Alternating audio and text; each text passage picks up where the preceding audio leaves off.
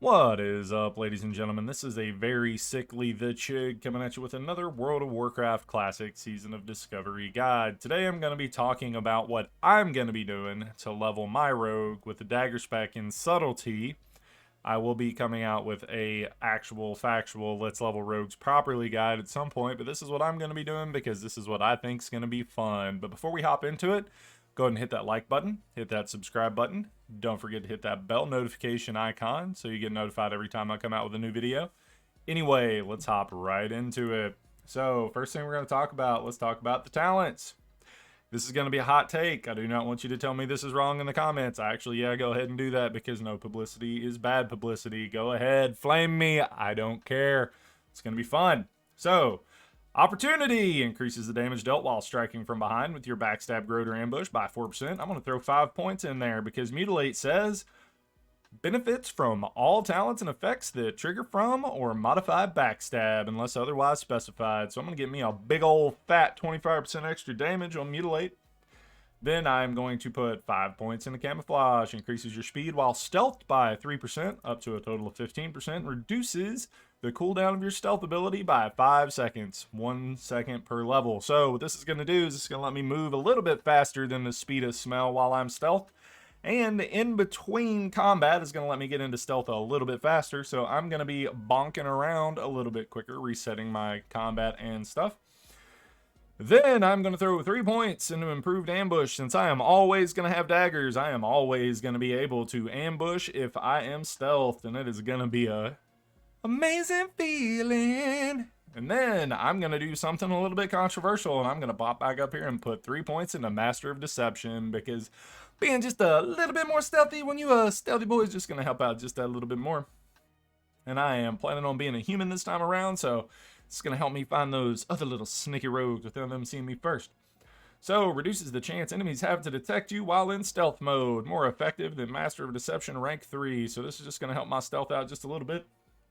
So, first things first, we are going to be using Deadly Brew. If you have not seen my other videos, you might want to go watch them. When you inflict any other poison onto a target, you also inflict deadly poison. Just a flash wound. This is the tank one. We don't care. Quick draw. Draw your ranged weapon and fire a quick shot at an enemy, causing normal ranged weapon damage and reducing the target's movement speed by 50% for 6 seconds for its 1 combo point. Or Slaughter from the Shadows. Reduces energy cost of your backstab and ambush abilities by 20%. Does not apply to Mutilate. So, I am going with Deadly Brew. You might say, well, Chiggy, why aren't you going to use Quick Draw? Well, the reason I'm going to use Deadly Brew, this says whenever you inflict any other poison to a target, you also inflict deadly poison, right? Well, when you go over here and you look at Crippling Poison does not have a number of charges. It has a duration. So, we're going to be stacking up deadly poisons and being slow over here. So it's going to be kind of nice. So something else we can do here, if we go down here and we poke around, well, I'm not going to do it, but so if you go to instant poison, right, and we pull up instant poison, look at these. They have charges, 40 charges, you know. Instant poisons have charges. We do not want to be having charges, right? We don't want to be doing that because we're going to run out of charges real fast, and we do not want to put ourselves in that position.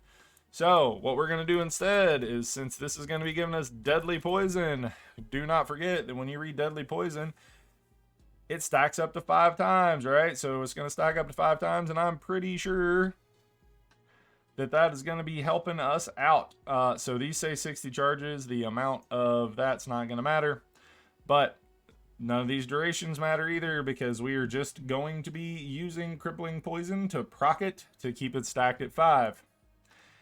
That way we can use Envenom, finishing move that deals instant poison damage based on your deadly poison's doses on the target. Follow the Envenom attack. You have a 75% chance frequency of applying instant poison for 1 second plus an additional 1 second per combo point. One does not activate per combo point. Alright, so there will be a point where I may have instant poison on one of my weapons, but for the most part, I'm just going to be running crippling because why wouldn't I? We could also use Between the Eyes here for the stun. I may bounce back and forth. I don't know yet. We will see. And then the hand rune, I'm going to be using Mutilate because Mutilate is amazing. Instantly attacks with both weapons for 100% weapon damage, plus 20 with each weapon. Damage decreased by 20% against poison targets. Awards 2 combo points. So this may as well add a 1.2 modifier to all of those because we are going to be getting improved backstab damage, so improved mutilate damage from our opportunity talent up here. So this is going to be good. So the other thing I may do, situationally dependent, I may switch mutilate for Shadow Strike, I may switch Envenom for Between the Eyes, and I may switch Deadly Bureau for Slaughter from the Shadows. Either way, I'm still likely just going to be using double crippling poison. That's why I do not have quick draw here. There may be a point where I want to have quick draw, who knows, but you know, having Slaughter from the Shadows is going to be good. Either way, both of those are going to be really effective and fun for dagger playstyles, and those are things I like to do. Something I would like to point out about Mutilate, it does not say you have to be behind the target. However, Opportunity does say you get extra damage when behind the target. So that's where I think I want to be because I think this is going to be a lot of fun, right? All right, so let's go on over to the weapons. So here's what I've pretty much done for you guys. We're going to just switch this over to type, and we're going to take off everything that is not a dagger because this is what I'm going to be doing, and then I will come at you with a little something else. So on here, this is super easy to plan your weapon progression as long as you continually click in the correct place because I am slacking over here. So make sure you have dagger selected, scroll all the way to the bottom. Cool, so here's what we're doing. You get the weapon that you start with, that's fine. Here is a weapon that drops somewhere. This drops off of Stephen Bartek. This is one of the named mobs in Baby Zone, it's fine. So the Worn Dagger, almost as good, right? So you start out with the Worn Dagger, this is your starting weapon. You can get the Dirk pretty early from one of the vendors in all of the starting vendors, or all of the starting areas. So the first real upgrade is going to be the Forsaken Dagger from the Scarlet Crusade quest. If you are Orc, Primitive Handblade is going to be your upgrade from the Valfamir's quest. Once you get to Hillsbrad, there's really no reason to be waiting to get to Hillsbrad to get one of those weapons. There's going to be lots of random drops you might get. In the meantime, if you get to town and you do not have a good dagger yet, there is no reason really not to get the Copper Dagger off the auction house. And then at War with the Scarlet Crusade, that's Quest and Terrorful Glades. If you're an undead, that's going to be a good one for you. So here is where the greens start. If you are in Westfall, Morgraine the Sly, that is a rare spawn. He may drop the Jeweled Dagger. Just make sure you're looking in the auction house every now and then for some of these. If you are Horde, the Skull Rock quest is going to give you the Jagged Dagger. Carving Knife's World Drop. Mulgor's got a knife for you. Jambalaya here. Jambalaya is a vendor item that you're going to get from a lot of things. You can see what I'm getting at here. If you go here and you look through this, I'm not going to go through all of these. But you're going to be able to get weapons pretty easily, right? So the big ones I'm going to suggest that you get right away. The Blade of Cunning from the level 10 Rogue quest because it's a 2-speed and it's going to hit real hard. Get the Kree of Orgrimmar from the Hidden Enemies quest if you are over there. And then if you're Horde, obviously, as soon as you get the opportunity, get the Chanting Blade. And then after that, just get what you can get until you can get to SFK. And then once you get to SFK, you are going to start getting real weapons, which, you know, it's not going to take us for long to get to SFK. Your end goal is to have 1 Meteor Shard and 1 Scout's Blade. That's what I think. That's where I think you should be living. Get your level 25 Scout's Blade and get your Meteor Shard, and I think you will just be fine and diggity dandy, right? These are going to be a lot of DPS. You're going to be just obliterating things.